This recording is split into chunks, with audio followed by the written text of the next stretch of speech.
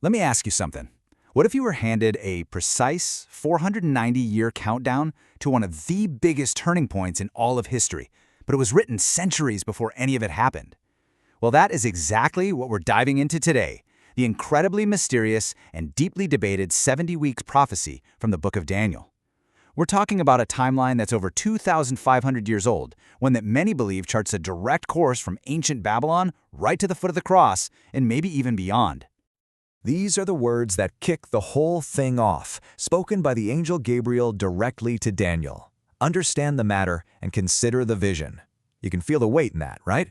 This isn't just a casual heads up, it's a command to pay very, very close attention. Because what Daniel's about to receive is nothing less than a divine blueprint for the entire future of his people and their holy city, Jerusalem.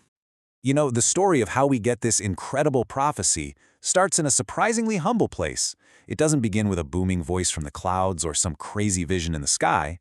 Nope, it all starts with one man's heartfelt, desperate prayer for his people. So picture this. Daniel, an old man now, is in exile in Babylon. He's deep in study, poring over the scrolls of the prophet Jeremiah. And he has this light bulb moment.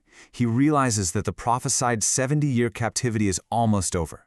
So, filled with this incredible mix of hope and urgency, he just starts praying, confessing the sins of his nation, and pleading with God to keep his promise and bring them home. And while Daniel is still on his knees praying, Gabriel shows up. And the answer he gets, well, it's staggering. It's so much bigger than what he asked for. See, Daniel's focused on the end of a 70-year period of punishment. Gabriel comes back with a brand new 490-year plan for total redemption. He completely shifts the scale from 70 years to 77s. So this new prophecy, which we get in verse 24, is basically a 490-year master plan. It's not just a timeline for the sake of a timeline, it's a blueprint.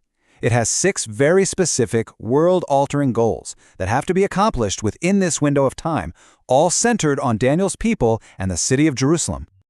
Okay, so here is the absolute key to unlocking this whole thing. In prophetic language, a week doesn't mean 7 days. It means a period of 7 times years. It's a heptad. So when Gabriel talks about 70 weeks, he's laying out a very precise timeline of 70 groups of 7 years, which, you do the math, gives you 490 years. 490 years. This is the master clock for the entire vision. A 490-year period has been decreed or determined from heaven to get a series of profound spiritual jobs done.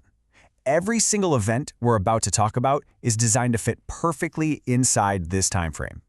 I mean, just look at the ambition here. This isn't some political roadmap, it's a spiritual one.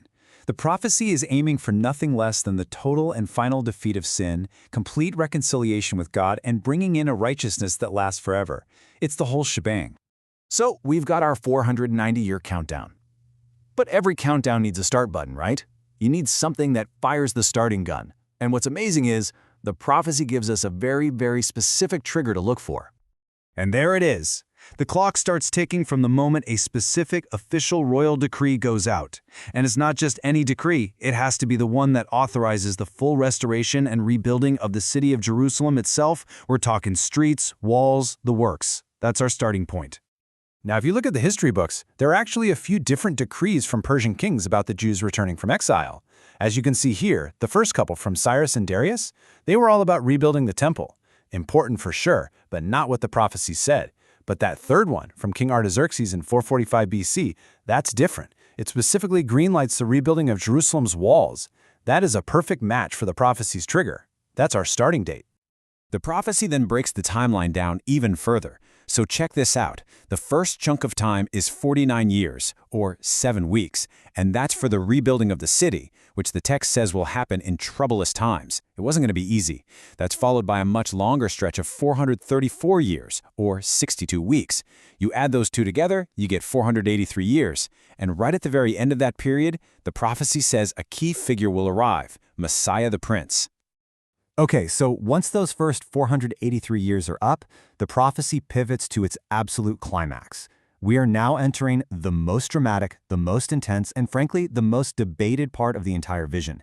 These are the events that would change the course of history forever. So after that period is over, the text says the Messiah will be cut off. Now, that Hebrew term is a pretty strong one. It's widely understood to mean a violent death, like an execution. And then comes this incredibly crucial detail. It will happen, but not for himself. This points directly to a substitutionary, sacrificial death, one that's for the sake of other people. And right after predicting the Messiah's death, the prophecy introduces a totally new character, a second, very different prince. And you have to pay close attention to the wording here. It's the people of this coming prince who are foretold to come and destroy Jerusalem and its temple. And this is where things get, well, a little eerie. You lay the prophetic text right alongside the history books, and the alignment is just stunning. The prince that shall come is widely identified as the Roman general Titus. His people, that's the Roman legions. And in the year 70 AD, they did exactly what was predicted, laying siege to and utterly destroying both the city and the temple. And look, this connection isn't something we're just making up thousands of years later. The New Testament writers saw it happening in real time. This quote from the Gospel of Luke is a direct warning. When you see armies surrounding Jerusalem, you'll know that the desolation Daniel prophesied is right around the corner, a clear reference to the coming Roman siege. This brings us to that final 70th week, the last 7-year period. According to the text, this is when a new covenant gets confirmed. And critically, in the midst of the week, so halfway through that final 7-year period, the temple sacrifices are predicted to stop. The powerful interpretation here is that Christ's death fulfills their ultimate purpose, making that whole old system obsolete. So, when you trace this whole thing from a specific Persian decree in 445 BC, you count forward 483 prophetic years, you land on the arrival and execution of a Messiah, and then you see the destruction of the temple by a Roman prince exactly as described, you're left with a pretty staggering thought. And it all leads to this ultimate question. Is prophecy a pre-written script of the future, fulfilled with almost mathematical precision? Or is it a divine lens, a framework given to us to help us understand the patterns of history? That right there is the enduring mystery and the incredible power of Daniel's 70 weeks.